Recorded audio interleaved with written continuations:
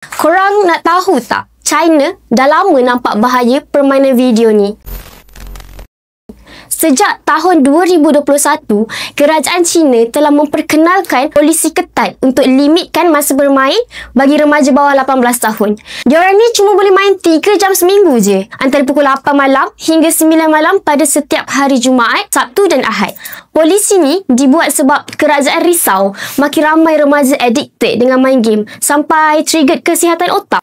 Nak register akaun pun kena guna nombor IC sebenar sebab sistem dia automatic check umur. So tak boleh nak tipu pakai akaun fake. Kalau kantoi guna IC mak ayah, akaun akan kena block. Dan syarikat game boleh kena denda sebab gagal semak identiti betul-betul. Ada juga kes budak bawah umur guna IC ibu dia untuk daftar dan belanja sampai lebih 100,000 yen dalam game tu. Mahkamah terus arahkan syarikat tu untuk pulangkan balik duit tu kat family. So, nampaklah polisi kat sana memang tak berpihak langsung dengan syarikat game.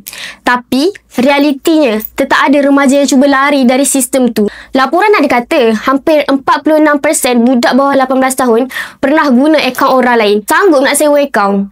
And untuk pengetahuan korang, sebelum undang-undang ni jalan, lebih 110 juta remaja kat China aktif main game online. Tapi, lepas peraturan yang dikuatkuasakan, jumlah tu terus jatuh ke 82.6 juta je dalam 2 tahun. Kesan dia besar weh. Ramai remaja dah mula tidur cukup, lebih fokus belajar dan tak addicted dah dengan game. Diorang belajar kontrol diri. Bukan macam kita, game ni yang kawal kita. Imagine bila hari-hari tengok benda ganas dalam phone, otak lama-lama anggap benda tu normal. Dalam game, bunuh orang boleh hidup balik. Tapi dalam dunia sebenar, sekali mati, matilah. Tak ada revive balik ke apa.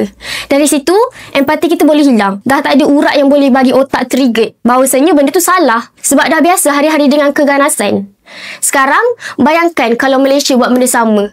Main game cuma 3 jam seminggu. Tapi, mesti ramai tanya, dah tu masa lain nak buat apa?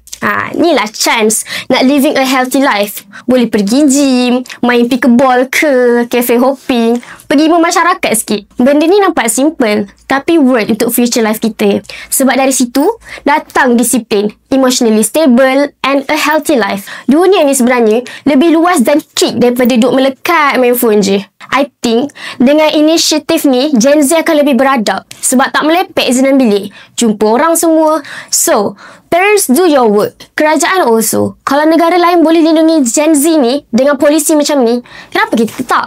It's time for Malaysia berani buat keputusan besar. 3 jam seminggu. Guna IC sebenar masa register akaun. Demi masa depan masyarakat yang lebih sihat. Dan yang paling penting, tak gila.